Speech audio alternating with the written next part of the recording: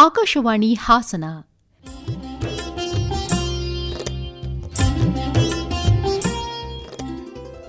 ಇಂದಿನ ಆರೋಗ್ಯ ಕಾರ್ಯಕ್ರಮದಲ್ಲಿ ಗ್ಲಾಕೋಮಾ ಸಪ್ತಾಹದ ಸಂದರ್ಭದಲ್ಲಿ ಕಣ್ಣಿನ ಸಂರಕ್ಷಣೆ ಕುರಿತು ಹಾಸನದ ವೈದ್ಯಕೀಯ ಮಹಾವಿದ್ಯಾಲಯದ ನೇತ್ರ ವಿಭಾಗದ ಮುಖ್ಯಸ್ಥರಾದ ಜಿಕೆ ಸಂದೀಪ್ ಅವರೊಂದಿಗೆ ಸಂದರ್ಶನ.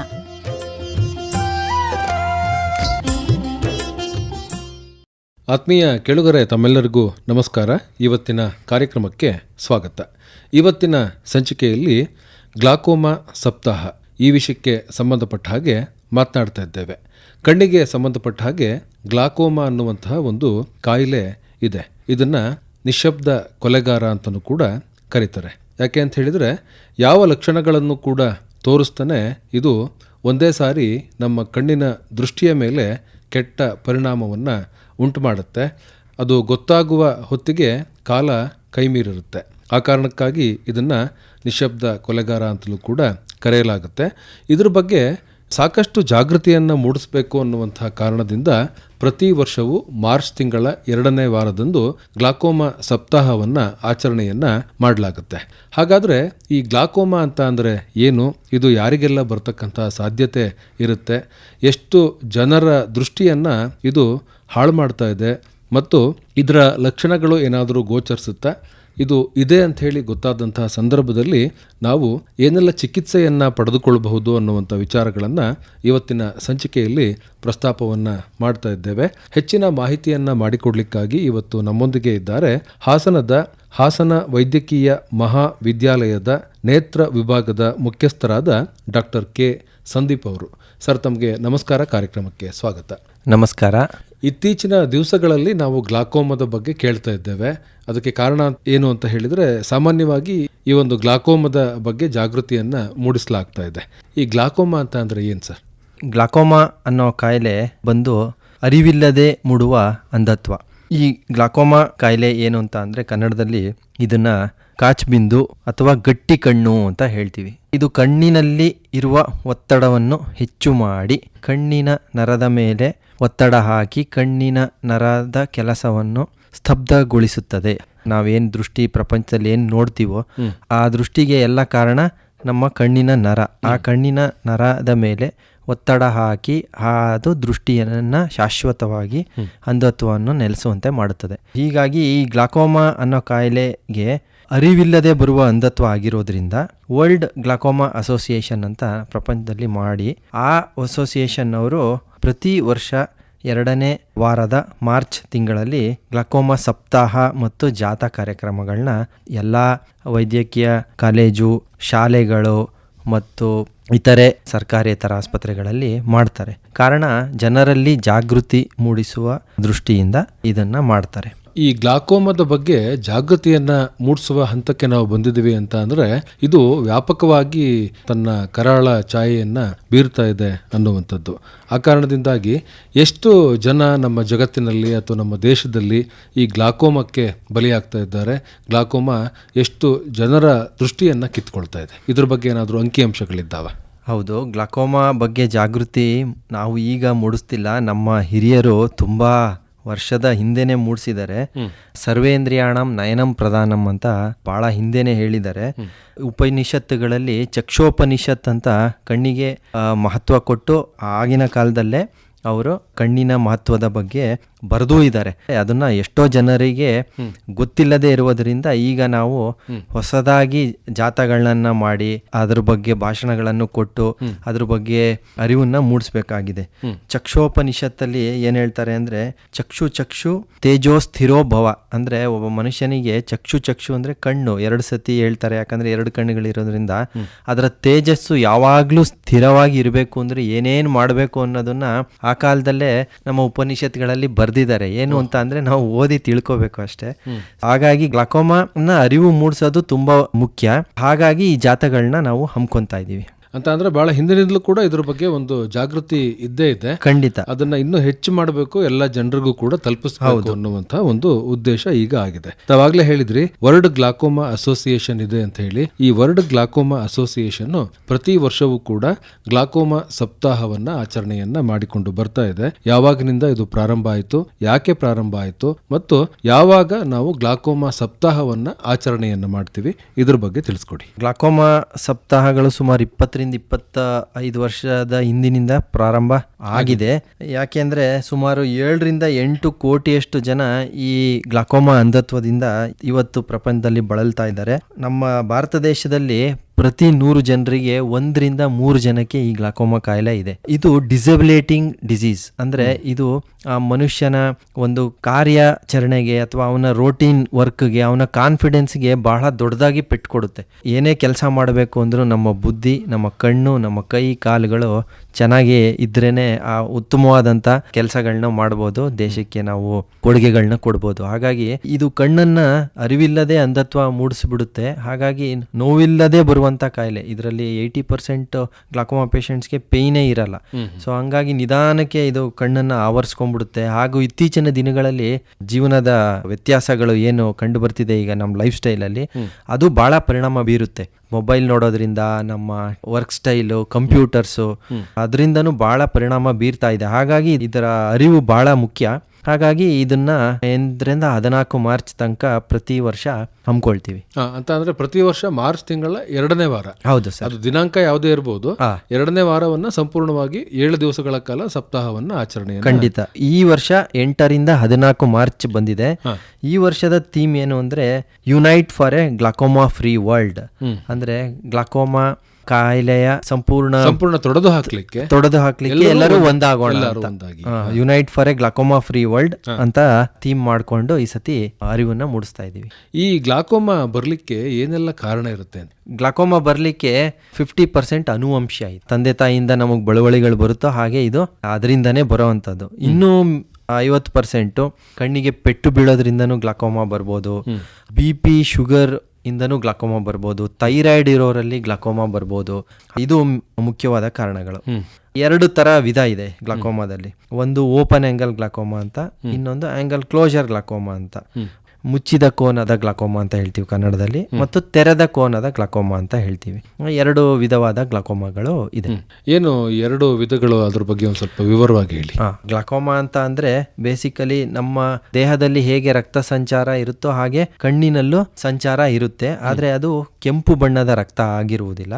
ಅದು ನೇತ್ರೋದಕ ದ್ರವ ಅಂತ ಹೇಳ್ತೀವಿ. ದಯವಿಟ್ಟು ಕೇಳ್ಕೋಬೇಕು. ನೇತ್ರೋದಕ ದ್ರವನೇ ಬೇರೆ, ಕಣ್ಣೀರೇ ಬೇರೆ.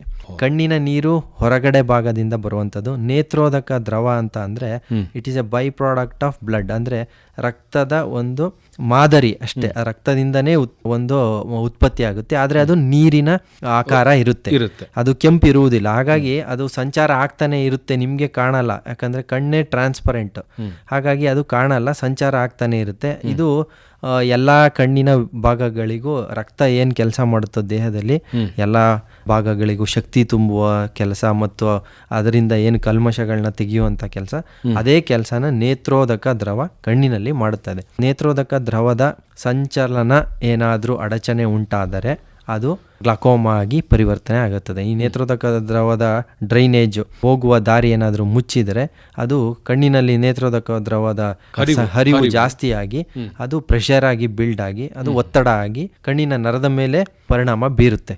ಹಾಗಾಗಿ ಗ್ಲಾಕೋಮಾದ ಮೇನ್ ಲಕ್ಷಣಗಳು ನಿಧಾನವಾಗಿ ಕಾಣುತ್ತೆ ಹೊರತು ಸಡನ್ ಆಗಿ ಅಥವಾ ಒಂದೇ ದಿನದಲ್ಲಿ ಬರೋಲ್ಲ. ಈ ಲಕ್ಷಣಗಳು ಅಂತ ಅಂದಾಗ ಯಾವೆಲ್ಲ ಲಕ್ಷಣಗಳನ್ನ ಗುರುತು ಮಾಡ್ತೀರ ತಾವು? ಗ್ಲಾಕೋಮಾದ ಲಕ್ಷಣಗಳು ಏನು ಅಂತ ಅಂದರೆ, ನಿಮಗೆ ಬಾಹ್ಯ ದೃಷ್ಟಿ ಅಥವಾ ಸುತ್ತಮುತ್ತಲಿನ ದೃಷ್ಟಿ ಸಂಕುಚಿತ ಆಗ್ತಾ ಹೋಗುತ್ತೆ. ಈಗ ಸಪೋಸ್ ಅವನು ತುಂಬಾ ಆಕ್ಟಿವ್ ಪರ್ಸನ್ ಆಗಿದ್ರೆ ಡ್ರೈವಿಂಗ್ ಮಾಡ್ಬೇಕಾದ್ರೆ ಸೈಡಲ್ಲಿ ಟಚ್ ಮಾಡೋದು, ಆಕ್ಚುಲಿ ಅವನು ಅವ್ರ ತಪ್ಪು ಅಂತ ಅನ್ಕೋಬೋದೇನೋ, ಬಟ್ ಇವನಿಗೆ ಗೊತ್ತಿಲ್ದೇನೆ ಟಚ್ ಮಾಡೋದು. ಯಾಕಂದ್ರೆ ಬಾಹ್ಯ ದೃಷ್ಟಿ ಅಂತ ಏನ್ ಹೇಳ್ತೀವೋ ಸುತ್ತಮುತ್ತಲಿನ ದೃಷ್ಟಿ ಅದು ಸಂಕುಚಿತ ಆಗ್ತಾ ಬರುತ್ತೆ. ಮತ್ತೆ ಈವ್ನಿಂಗ್ ಅಲ್ಲಿ ಅಂದ್ರೆ ಸಂಜೆ ಹೊತ್ತು ದೃಷ್ಟಿ ಕಡಿಮೆ ಆಗುವಂಥದ್ದು, ಬೆಳಕನೆ ಸುತ್ತ ಕಾಮನ ಬಿಲ್ ತರ ಬಣ್ಣಗಳು ಬರುವಂಥದ್ದು. ಆಮೇಲೆ ಕಾಮನ್ ಪ್ರಾಬ್ಲಮ್ ಏನು ಅಂತ ಅಂದ್ರೆ, ಸ್ವಲ್ಪ ಓದೋ ಹವ್ಯಾಸ ಜಾಸ್ತಿ ಇಟ್ಕೊಂಡವರಲ್ಲಿ ಕನ್ನಡಕಗಳು ತುಂಬಾ ಚೇಂಜ್ ಆಗ್ತಾ ಹೋಗೋದು. 2 ತಿಂಗಳಿಗೆ 3 ತಿಂಗಳಿಗೆ ಒಂದೊಂದು ಕನ್ನಡಕ ಚೇಂಜ್ ಆಗ್ತಾ ಹೋಗುತ್ತೆ. ಕಾರಣ ಇಲ್ಲ ಅವ್ರು ತಪ್ಪು ಕೊಟ್ಟಿರ್ಬೋದು, ಇಲ್ಲ ಇವ್ರು ಸರಿ ಕೊಟ್ಟಿರ್ಬೋದು ಅನ್ನೋದಲ್ಲ, ಕಣ್ಣಿನ ಪರೀಕ್ಷೆ ಸಂಪೂರ್ಣವಾಗಿ ಮಾಡಬೇಕಾಗುತ್ತೆ ಅಂತ ಪರಿಸ್ಥಿತಿಲಿ. ಕಣ್ಣಿನ ಕನ್ನಡಕಗಳನ್ನ 2-3 ತಿಂಗಳಿಗೆ ಒಮ್ಮೊಮ್ಮೆ ಚೇಂಜ್ ಆಗ್ತಿದೆ ಅಂದ್ರೆ ಇದ್ರ ಬಗ್ಗೆ ಯೋಚನೆ ಮಾಡಬೇಕಾಗುತ್ತೆ. ಅಂದ್ರೆ ಪದೇ ಪದೇ ನಮ್ಮ ದೃಷ್ಟಿ ಮಸ್ಕಾಗ್ತಕ್ಕಂಥದ್ದು. ಯಾವ ಕನ್ನಡಕ ಹಾಕೊಂಡ್ರು ಕೂಡ ಇದು ಸಾಲದಿಲ್ಲ, ಇನ್ನೊಂದು ಹಾಕಬೇಕು ಅಂತೇಳಿ ಒಂದು 2-3 ತಿಂಗಳಿಗೆ ಪದೇ ಪದೇ ಚೇಂಜ್ ಮಾಡ್ತಾ ಇದ್ರೆ ಇದು ಗ್ಲಾಕೋಮದ ಒಂದು ಲಕ್ಷಣ ಇರಬಹುದು. ಹೌದು, ಸರ್ವೇ ಸಾಮಾನ್ಯ ಮತ್ತು ಮುಖ್ಯವಾದ ಲಕ್ಷಣಗಳಲ್ಲಿ ಇದು ಒಂದಾಗಿರುತ್ತೆ. ಡ್ರೈವ್ ಮಾಡೋ ಅಂತ ಸಂದರ್ಭದಲ್ಲಿ ಆಚೆ ಈಚೆ ಎದ್ದು ಹೆಚ್ಚಾಗಿ ಕಾಣದೇ ಇರತಕ್ಕಂಥ ಸಂದರ್ಭ, ಬೆಳಕನ್ನ ದೃಷ್ಟಿಸಿ ನೋಡಿದಾಗ ಕಾಮನ ಬಿಲ್ಲಿನ ರೂಪದಲ್ಲಿ ಕಾಣ್ತಕ್ಕಂಥದ್ದು, ಇವೆಲ್ಲವೂ ಕೂಡ ಗ್ಲಾಕೋಮದ ಒಂದು ಲಕ್ಷಣ ಅಂತ ಹೇಳಿ ನಾವು ಕರಿಬಹುದು. ಹೌದು. ಇದಕ್ಕೆ ಚಿಕಿತ್ಸೆ ಇದೆಯಾ ಡಾಕ್ಟ್ರೆ? ಇದಕ್ಕೆ ಚಿಕಿತ್ಸೆ ಇದೆ. ಗ್ಲಾಕೋಮಾ ಅನ್ನೋ ಕಾಯಿಲೆ ಮಕ್ಕಳಿಂದ ಹಿಡಿದು ದೊಡ್ಡವ್ರ ತನಕನೂ ಬರುತ್ತೆ. ಮಕ್ಕಳಲ್ಲಿ ಬರುವ ಕಾಯಿಲೆನ ಕಂಜನೈಟಲ್ ಗ್ಲಾಕೋಮಾ ಅಂತ ಹೇಳ್ತೀವಿ. ಅದು ಕಣ್ಣಿನ ರಚನೆಯಲ್ಲೇ ತೊಂದರೆ ಇರುತ್ತದೆ. ಹಾಗಾಗಿ ಹರಿವು ಅಡ್ಡ ಆಗಿ ಅದು ಮಕ್ಕಳಲ್ಲಿ ಹುಟ್ಟಿದ ಮಗುವಿನಿಂದನೇ ಗ್ಲಾಕೋಮಾ ಬರುತ್ತದೆ. ಅದು ಬಿಟ್ಟರೆ ನಿಮಗೆ ಮೇನ್ಲಿ 40 ವರ್ಷದ ಮೇಲ್ಪಟ್ಟವರಿಗೆ ಗ್ಲಾಕೋಮಾ ತುಂಬ ಸರ್ವೇ ಸಾಮಾನ್ಯ. ಶುಗರು, BP, ಥೈರಾಯ್ಡ್ನ ಹೇಗೆ ಅವ್ರು ಚೆಕ್ ಮಾಡಿಸ್ಕೋತಾರೆ, ಅದ್ರ ಜೊತೆಗೆ ಕಣ್ಣಿನ ತಪಾಸಣೆ ಅತಿ ಮುಖ್ಯ. ಈ ಕಣ್ಣಿನ ತಪಾಸಣೆ ಅಂತ ಬಂದ್ರೆ ಗ್ಲಾಕೋಮಾಗೆ ಬರೀ ಕಣ್ಣಿನ ಡಾಕ್ಟ್ರು ಮಾತ್ರ ಇದನ್ನ ಕಂಡುಹಿಡಿಯುವಂತ ಒಂದು ಫೆಸಿಲಿಟಿ ಇರೋದ್ರಿಂದ ಕಣ್ಣಿನ ಡಾಕ್ಟರ್ ಹತ್ರನೇ ಬಂದು ತಪಾಸಣೆ ಮಾಡಬೇಕು. ಮತ್ತೆ ಗ್ಲಾಕೋಮಾ ತಪಾಸಣೆ ಮಾಡೋವಂತ ಎಕ್ವಿಪ್ಮೆಂಟ್ಸ್ ಅಂದ್ರೆ ಉಪಕರಣಗಳು ಮಾತ್ರ ಇದನ್ನ ಕಂಡುಹಿಡಿಯಕ್ಕಾಗೋದು. ಬರೀ ಟಾರ್ಚ್ ಬಿಟ್ಟು ಲಕ್ಷಣಗಳನ್ನ ಆಧರಿಸಿ ಇದನ್ನ ಕನ್ಫರ್ಮ್ ಮಾಡ್ಲಿಕ್ಕೆ ಆಗಲ್ಲ. ನಿಮಗೆ ಕನ್ಫರ್ಮ್ ಮಾಡ್ಲಿಕ್ಕೆ ಆಗ್ಬೇಕು ಅಂದ್ರೆ ಕಣ್ಣಿನ BP ಚೆಕ್ ಮಾಡುವಂತ ಉಪಕರಣನೇ ಬೇರೆ ಇದೆ, ಕಣ್ಣಿನ ನರ ಚೆಕ್ ಮಾಡುವಂತ ಉಪಕರಣಗಳೇ ಬೇರೆ ಇದೆ, OCT ಅಂತ ಹೇಳ್ತೀವಿ. ಆಮೇಲೆ ಕಣ್ಣಿನ ಆಂಗಲ್ಸ್ ಅಲ್ಲಿ ಚೆಕ್ ಮಾಡುವಂತ ನೇತ್ರೋದಕ ದ್ರವ ಅದರ ಸಂಚಲನವನ್ನು ಚೆಕ್ ಮಾಡುವಂತ ಒಳಹರಿವುಗಳನ್ನು ಚೆಕ್ ಮಾಡುವಂತ ಉಪಕರಣಗಳೇ ತುಂಬಾ ಅಡ್ವಾನ್ಸ್ ಆಗಿ ಬಂದಿದೆ. ಹಂಗಾಗಿ ಅದನ್ನ ಚೆಕ್ ಮಾಡಿಸ್ಕೊಂಡ್ರೆ ಒಮ್ಮೆ ನಿಮ್ಗೆ ಈ ತರ ಏನಾದರೂ ಸಿಂಪ್ಟಮ್ಸ್ ಬಂತು ಅಂದ್ರೆ ಬಹಳ ಅನುಕೂಲ ಆಗುತ್ತೆ ನಿಮ್ಮ ಮುಂದಿನ ಜೀವನಕ್ಕೆ. ಈ BP ಮತ್ತು ಡಯಾಬಿಟಿಸು ಹಾಗೇನೆ ಥೈರಾಯ್ಡ್ ಸಮಸ್ಯೆ ಇರೋರಿಗೆ ಹೆಚ್ಚಾಗಿ ಬರುವಂಥ ಸಾಧ್ಯತೆ ಇರುತ್ತೆ ಅಂತೇಳಿ ಹೇಳಿದ್ರಿ. ಇದನ್ನು ಹೊರತುಪಡಿಸಿ ಬೇರೆ ಯಾರಿಗೆಲ್ಲ ಈ ಒಂದು ಗ್ಲಾಕೋಮಾ ಬರುವಂತಹ ಸಾಧ್ಯತೆ ಹೆಚ್ಚಾಗಿರುತ್ತೆ? ಗ್ಲಾಕೋಮಾ ಬಂದು ಅನುವಂಶೀಯ. ಮೊದಲನೇದಾಗಿ 50% ಅನುವಂಶೀಯ. ಈ ಅನುವಂಶೀಯ ಅಂತ ಅಂದ್ರೆ ಅದಕ್ಕೂ ಕಾಯ್ಬೇಕೋ ಅಥವಾ ಚಿಕ್ಕದ್ರಿಂದಲೇ ಬಂದ್ಬಿಡ್ಬೋದು? ಅನುವಂಶೀಯ ಅಂತ ಅಂದ್ರೆ ಈಗ ತಂದೆಗೆ ಗ್ಲಾಕೋಮಾ ಇದೆ ಅಂತ ಅಂದ್ರೆ ಮಗ ಒಂದು 20-22 ವರ್ಷನೋ 23 ವರ್ಷ ಇದ್ದಾನೆ ಅಂತ ಅಂದ್ರೆ ಅಥವಾ ಮಗಳಿದ್ದಾರೆ ಅಂದ್ರೆ ಫುಲ್ ಫ್ಯಾಮಿಲಿ ಸ್ಕ್ರೀನಿಂಗ್ ಆಗಬೇಕು. ಫ್ಯಾಮಿಲಿ ಅವ್ರಿಗೆಲ್ಲ ಕಣ್ಣಿನ ಒತ್ತಡ ಪರೀಕ್ಷೆ ಆಗಬೇಕು. ಅದು ಬಹಳ ಮುಖ್ಯ. ಅಣ್ಣ, ತಮ್ಮ ಅಥವಾ ಅವರ ಮಕ್ಕಳು ಅವ್ರಿಗೆಲ್ಲ ಕಣ್ಣಿನ ಒತ್ತಡ ಪರೀಕ್ಷೆ ಆಗಬೇಕು. ಯಾಕೆ ಅಂತ ಅಂದರೆ ಕಣ್ಣಿನ ಒತ್ತಡ ಪರೀಕ್ಷೆ ಅಲ್ಲಿ ಏನಾದರೂ ಅವರಿಗೆ ಗ್ಲಾಕೋಮಾ ಇದೆ ಅಂತ ಕಂಡು ಬಂದರೆ ಟ್ರೀಟ್ಮೆಂಟ್ ಮಾಡಿದ್ರೆ ಅವರು ಅವರ ಜೀವನವನ್ನು ನಾರ್ಮಲ್ ಆಗಿ ನಡ್ಸ್ಕೊಂಡು ಹೋಗ್ಬೋದು, ಅಂಧತ್ವನ ಬರದೇನೆ ಇರೋಗಿ ನೋಡ್ಕೋಬೋದು. ಆಮೇಲೆ ಇದು ಏನು ಪ್ರಾಬ್ಲಮ್ ಅಂತಂದರೆ ಒಂದ್ಸತಿ ಅಂಧತ್ವ ಬಂದರೆ ಪರ್ಮನೆಂಟ್ ಅದು, ಅದನ್ನು ಯಾವುದೇ ಕಾರಣಕ್ಕೂ ವಾಪಸ್ ಮಾಡಲಿಕ್ಕೆ ಆಗೋದಿಲ್ಲ. ನಾನೊಂದು ಸಣ್ಣ ಎಕ್ಸಾಂಪಲ್ ಕೊಡ್ತೀನಿ. ರಿಟೈರ್ಡ್ ಅಫಿಷಿಯಲ್ಲು ಒಬ್ಬರು ಡೈಲಿ ವಾಕಿಂಗ್ ಫ್ರೆಂಡ್ಸ್ ಜೊತೆ ಹೋಗಿ ಬಂದು ಮಾಡ್ತಿದ್ದಾಗ ಅವ್ರಿಗೆ ಕಣ್ಣು ಮಂಜಾಗ್ತಿತ್ತು. ಸಂಜೆ ಹೊತ್ತು ಒಂದು ಸ್ವಲ್ಪ ಡಿಮ್ ಆಗಿ ಕಾಣೋದು, ಓದ್ಬೇಕಾದ್ರೆ ಸ್ವಲ್ಪ ಡಿಮ್ ಆಗಿ ಕಾಣೋದು ಅಂತ. ಸಹಜವಾಗಿ ವಾಕಿಂಗ್ ಫ್ರೆಂಡ್ಸ್ ಹತ್ರನೇ ಒಬ್ಬ ಮನುಷ್ಯನಿಗೆ ಏನೇ ತೊಂದರೆ ಆದರೂ ಮೊದಲನೇ ಡಾಕ್ಟರು, ಮೊದಲನೇ ಲಾಯರು, ಮೊದಲನೇ CA ಅವರ ಸ್ನೇಹಿತರೆ.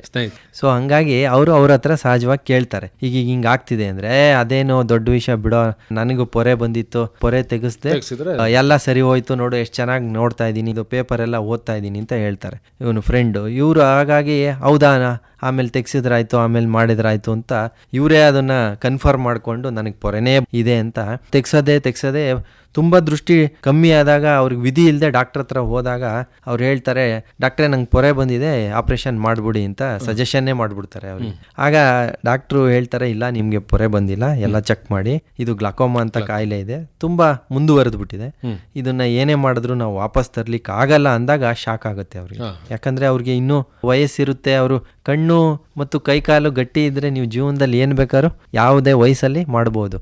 ಈಗ ಕಣ್ಣೇ ಹೋಯ್ತು ಅಂತ ಅಂದ್ರೆ ಕಾನ್ಫಿಡೆನ್ಸೇ ಹೋಗುತ್ತೆ ಅವ್ರಿಗೆ, ದೇ ಬಿಕಮ್ ಡಿಪೆಂಡೆಂಟ್ಸ್. ಸೊ ಅವರು ಬೇರೆಯವ್ರನ್ನ ಆಧಾರವಾಗಿ ಇಟ್ಕೊಂಡು ಜೀವನ ಮಾಡಬೇಕಾಗುತ್ತೆ. ಹಾಗಾಗಿ ಕಣ್ಣಿನ ಪೊರೆ ಮತ್ತು ಕಣ್ಣಿನ ಗ್ಲಾಕೋಮಾಗೆ ಬಹಳ ಸಾಮ್ಯತೆಗಳಿದೆ. ಎರಡರಲ್ಲೂ ದೃಷ್ಟಿ ಕಮ್ಮಿ ಆಗುತ್ತೆ, ಎರಡರಲ್ಲೂ ಮಂಜಾಗುತ್ತೆ.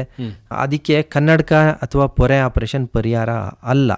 ನೀವು ಪರೀಕ್ಷೆಗಳನ್ನ ಮಾಡಿಸಿ, ಬಹಳ ಸುಲಭ. ನಮ್ಮ ಹಾಸನ ವೈದ್ಯಕೀಯ ಮಹಾವಿದ್ಯಾಲಯದಲ್ಲಿ ಗ್ಲಾಕೋಮಾ ಪರೀಕ್ಷೆಗೆ ಬೇಕಾದಂಥ ಎಲ್ಲ ಉಪಕರಣಗಳನ್ನು ನಮ್ಮ ಮೇಲಾಧಿಕಾರಿಗಳು, ನಮ್ಮ ಅಡ್ಮಿನಿಸ್ಟ್ರೇಟರ್ಗಳು ಒದಗಿಸಿದ್ದಾರೆ, ನಮ್ಮ ಸರ್ಕಾರನೂ ಒದಗಿಸಿದೆ. ಹಾಗಾಗಿ ಬಂದು ಸ್ಕ್ರೀನಿಂಗ್ ಮಾಡಿಸ್ಕೊಳ್ಳಿ. ಜಸ್ಟ್ ಅದಕ್ಕೆ ಏನು ನೀವು ಇದೇ ಮಾಡಬೇಕಾಗಿಲ್ಲ, ಅದು ಚುಚ್ಚೋದು ಅಥವಾ ಕಣ್ಣಿಗೆ ನೋವಾಗೋವಂಥದ್ದು ಏನೂ ಇರಲ್ಲ. Just screening. ಆ ಸ್ಕ್ರೀನಿಂಗ್ ಮಾಡಿಕೊಂಡು, ಸ್ಕ್ರೀನಿಂಗ್ ಆದಮೇಲೆ ಎಲ್ಲಾದರೂ ಮಾಡಿ ಕಣ್ಣಿನ ಡಾಕ್ಟರ್ ಹತ್ರ ಕನ್ಫರ್ಮ್ ಮಾಡ್ಕೊಳ್ಳಿ. ತಾವು ಹೇಳಿದ್ರಿ ಒಂದಷ್ಟು ಲಕ್ಷಣಗಳನ್ನು, ಹೇಗಿರುತ್ತೆ ಏನಿರುತ್ತೆ ಅಂತ ಹೇಳಿ. ಈ ಲಕ್ಷಣಗಳು ನಮಗೆ ಆಗ್ತಾ ಇದೆ ಅಂತ ಹೇಳಿ ಅರಿವಿಗೆ ಬಂದ ನಂತರ ಎಷ್ಟು ಬೇಗ ವೈದ್ಯರನ್ನ ಸಂಪರ್ಕ ಮಾಡ್ತಕ್ಕಂಥದ್ದು ಸೂಕ್ತ ಅಂತೀರಿ? ಯಾವಾಗ ಅವ್ರಿಗೆ ಹತ್ರದ್ದು ಕಾಣ್ತಾ ಇರಲ್ವೋ, ನಾನು ಹೇಳೋದೇನು ಅಂದರೆ, ನಾರ್ಮಲ್ ಆಗಿ 40 ವಯಸ್ಸಾದ್ಮೇಲೆ ಹತ್ರದ್ದು ಸ್ವಲ್ಪ ಮಂಜಾಗುತ್ತೆ, ಅದು ಸಹಜ.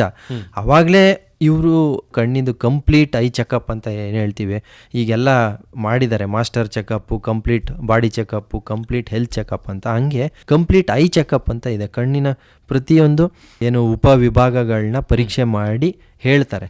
ಹಾಗಾಗಿ ಕಣ್ಣಿನ ಐ ಚೆಕಪ್ ಮಾಡಿಸ್ಕೊಂಡ್ರೆ ಬಹಳ ಒಳ್ಳೆಯದು. ಎಸ್ಪೆಷಲಿ BP ಮತ್ತು ಡಯಾಬಿಟಿಸ್ ಇರೋರು ಕಂಪ್ಲೀಟ್ ಚೆಕಪ್ನ ಮಾಡ್ಕೋಬೇಕು ಅಂತ ನನ್ನ ಮನವಿ ಮಾಡ್ಕೋತೀನಿ ಈ ಮುಖಾಂತರ.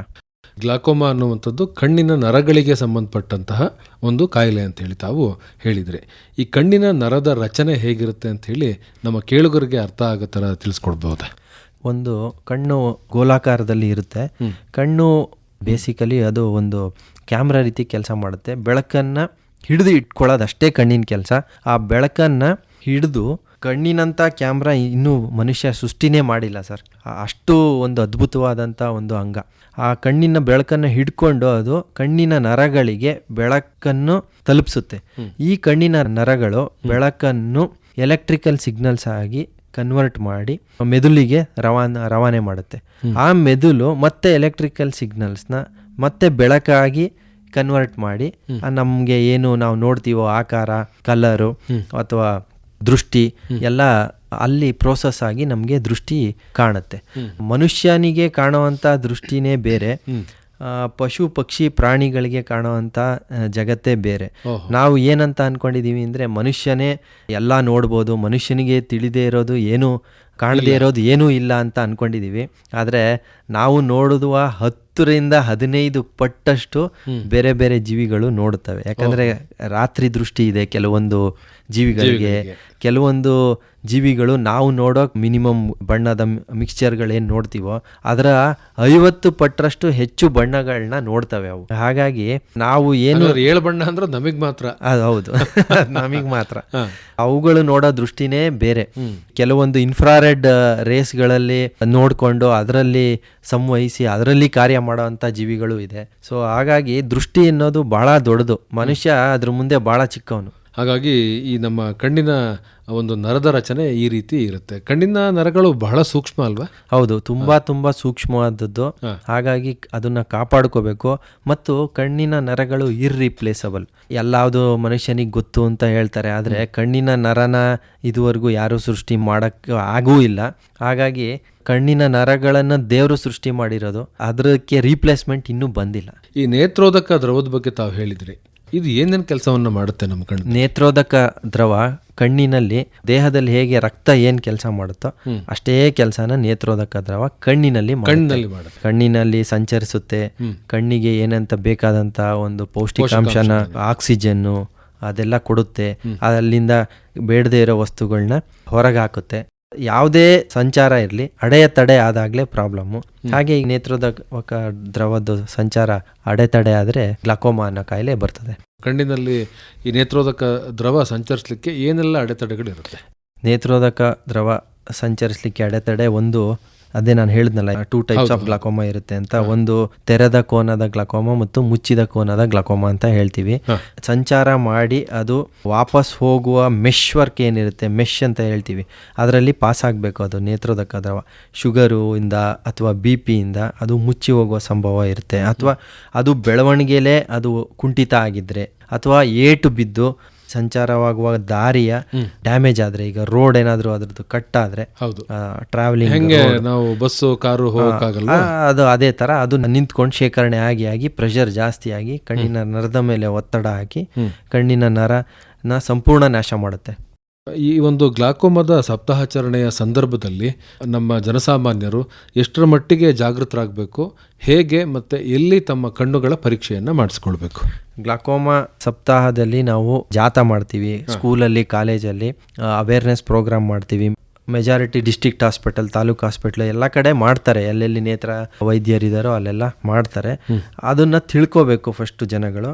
ಆಮೇಲೆ ಅವರಿಗೆ ಅವರು ಮಾಡಿಕೊಳ್ಳುವ ಒಂದು ದೊಡ್ಡ ಉಪಕಾರ ಏನು ಅಂತ ಅಂದರೆ ಸ್ಕ್ರೀನಿಂಗ್ನಲ್ಲಿ ಪಾರ್ಟಿಸಿಪೇಟ್ ಮಾಡಬೇಕು. ಗ್ಲಾಕೋಮಾ ಸ್ಕ್ರೀನಿಂಗ್ ಅಂತ ಆಲ್ಮೋಸ್ಟ್ ಎಲ್ಲ ಆಸ್ಪತ್ರೆಯಲ್ಲೂ ಮಾಡ್ತಾರೆ. ನಮ್ಮ ಜಿಲ್ಲಾಸ್ಪತ್ರೆಯಲ್ಲೂ ಮಾಡ್ತೀವಿ ಸ್ಕ್ರೀನಿಂಗ್ ಅಂತ. ಒಂದು 3-4 ಸರಳ ಪರೀಕ್ಷೆಗಳಿರ್ತವೆ. ಅದನ್ನು ಮಾಡಿಸ್ಕೊಂಡ್ರೆ ಸಾಕು. ಅದರಲ್ಲೇ ನಿಮಗೆ ಗೊತ್ತಾಗ್ಬಿಡುತ್ತೆ ನನಗೆ ಗ್ಲಾಕೋಮಾ ಇದೆಯೋ ಇಲ್ವೋ ಅಂತ. ಹಾಗಾಗಿ ಒಂದ್ಸತಿ ಅವರಿಗೆ ಗ್ಲಾಕೋಮಾ ಇಲ್ಲ ಅಂತ ಕನ್ಫರ್ಮ್ ಆದರೆ ಅವರು ಸುಖಿ ಜೀವನವನ್ನು ನಡೆಸ್ಬೋದು. ಹಾಸನ ವೈದ್ಯಕೀಯ ಮಹಾವಿದ್ಯಾಲಯದ ನೇತ್ರ ವಿಭಾಗದಿಂದ ಗ್ಲಾಕೋಮಾ ಜಾಗೃತಿಗೆ ಸಂಬಂಧಪಟ್ಟ ಹಾಗೆ ಏನೆಲ್ಲ ಕಾರ್ಯಕ್ರಮಗಳನ್ನು ಮಾಡ್ತಾ ಇದ್ದೀರಿ? ಗ್ಲಾಕೋಮಾ ಸಪ್ತಾಹ ಮಾಡ್ತೀವಿ. ಸ್ಟೂಡೆಂಟ್ಸು, ಸ್ಟಾಫ್ ಮೆಂಬರ್ಸ್ ಏನಿದಾರೋ ಅವರೆಲ್ಲ ಸೇರಿ ಒಂದು ಗ್ಲಾಕೋಮಾ ಜಾಥಾ ಮಾಡ್ತೀವಿ. ಹಾಗೂ ಸಣ್ಣ ಅರಿವು ಮೂಡಿಸುವಂಥ ಕಾರ್ಯಕ್ರಮಗಳನ್ನ ಮಾಡ್ತೀವಿ. ಕೆಲವೊಂದು ಟೈಮು ಈ ಗ್ಲಾಕೋಮಾ ಜಾಥಾದಲ್ಲಿ ಜನರ ಸಾಮಾನ್ಯರಿಗೆ ಅರ್ಥ ಆಗೋ ಥರ ಒಂದು ಸಣ್ಣ ಬೀದಿ ನಾಟಕಗಳು ಆ ಥರ ಎಲ್ಲ ಮಾಡಿ ಜನರಿಗೆ ಅರಿವು ಮೂಡಿಸ್ತೀವಿ. ಈ ಒಂದು ಸಂದರ್ಭದಲ್ಲಿ ತಾವು ಅಂತಿಮವಾಗಿ ಗ್ಲಾಕೋಮಾಕ್ಕೆ ಸಂಬಂಧಪಟ್ಟ ಹಾಗೆ ನಮ್ಮ ಕೇಳುಗರಿಗೆ ಏನು ಹೇಳಲಿಕ್ಕೆ ಇಷ್ಟಪಡ್ತೀರಿ? ಗ್ಲಾಕೋಮಾ ಅನ್ನೋ ಕಾಯಿಲೆ ಅರಿವಿಲ್ಲದೆ ಮೂಡುತ್ತದೆ.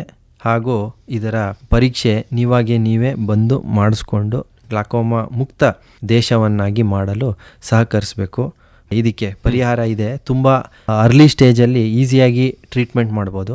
ಪರಿಹಾರ ಬಂದು ಮೆಡಿಸಿನ್ನು ಮತ್ತು ಲೇಸರು ಮತ್ತು ಆಪ್ರೇಷನ್ ಸರ್ಜರಿ. ಮೆಡಿಸಿನ್ ಅಂತಂದರೆ ಕಣ್ಣಿಗೆ ಔಷಧೋಪಚಾರ ಮಾಡಿ ಡ್ರಾಪ್ಸ್ಗಳನ್ನ ಹಾಕಿ ಈ ಗ್ಲಾಕೋಮಾನ ಸುಲಭವಾಗಿ ಕಂಟ್ರೋಲ್ ಮಾಡ್ಬೋದು. ಅದು ಮೀರಿದ್ರೆ ನಾವು ಲೇಸರ್ ಇಂದ ಗ್ಲಾಕೋಮಾನ ಕಂಟ್ರೋಲ್ ಮಾಡಲಿಕ್ಕೆ ಪ್ರಯತ್ನ ಪಡ್ತೀವಿ. ಅದು ಮೀರಿದ್ರೆ ವಿಧವಾದಂಥ ಆಪ್ರೇಷನ್ಗಳಿರ್ತವೆ. ಅದನ್ನು ಮಾಡಿ ಗ್ಲಾಕೋಮಾನ ಕಂಟ್ರೋಲ್ ಮಾಡಲಿಕ್ಕೆ ಪ್ರಯತ್ನ ಪಡ್ತೀವಿ ಹೊರತು ಇದನ್ನು ರಿವರ್ಸ್ ಮಾಡಲಿಕ್ಕೆ ಆಗೋದಿಲ್ಲ. ಇದು ವಯಸ್ಸು ಹೇಗೆ ಮುಂದುವರಿತಾ ಹೋಗುತ್ತೋ ಹಾಗೆ ಈ ಕಾಯಿಲೆಗೆ ಒಂದೇ ದಾರಿ, ಒನ್ ವೇ, ಮುಂದುವರಿತಾನೆ ಹೋಗುತ್ತೆ, ಇಲ್ಲ ನಿಂತ್ಕೊಳ್ಳುತ್ತೆ. ವಾಪಸ್ಸು ಬಹಳ ಕಷ್ಟ. ಒಳ್ಳೆಯದು ಡಾಕ್ಟ್ರೇ. ಇವತ್ತಿನ ಕಾರ್ಯಕ್ರಮದಲ್ಲಿ ಈ ಗ್ಲಾಕೋಮಾ ಸಪ್ತಾಹದ ಸಂದರ್ಭದಲ್ಲಿ ಕಣ್ಣಿನ ರಕ್ಷಣೆಯನ್ನು ಕುರಿತು, ಈ ಗ್ಲಾಕೋಮಾ ಅಂತ ಅಂದರೆ ಏನು, ಯಾಕೆ ಇದು ಬರುತ್ತೆ, ಯಾರಿಗೆಲ್ಲ ಬರುವಂತಹ ಸಾಧ್ಯತೆ ಇರುತ್ತೆ, ಬರುವಂತಹ ಸಂದರ್ಭದಲ್ಲಿ ಏನೆಲ್ಲ ಲಕ್ಷಣಗಳನ್ನು ತೋರಿಸುತ್ತೆ ಮತ್ತು ಇದಕ್ಕೆ ಚಿಕಿತ್ಸೆ ಏನು ಅನ್ನುವಂಥ ವಿಚಾರಗಳನ್ನು ಬಹಳ ವಿವರವಾಗಿ ನಮ್ಮ ಕೇಳುಗರಿಗೆ ತಾವು ತಿಳಿಸಿಕೊಟ್ರಿ. ತಮಗೆ ಧನ್ಯವಾದಗಳು. ನಮಸ್ಕಾರ. ನಮಸ್ಕಾರ ಸರ್.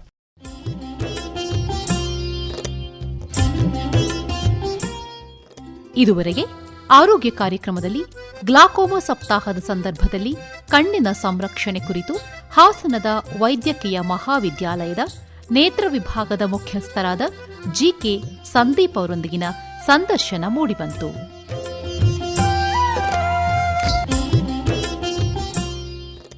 ಸಂದರ್ಶಿಸಿದವರು ಅರಕಲಗೂಡು ವಿ ಮಧುಸೂದನ್. ಸಹಕಾರ ನಾಜಿಮಾ ಬಾನು.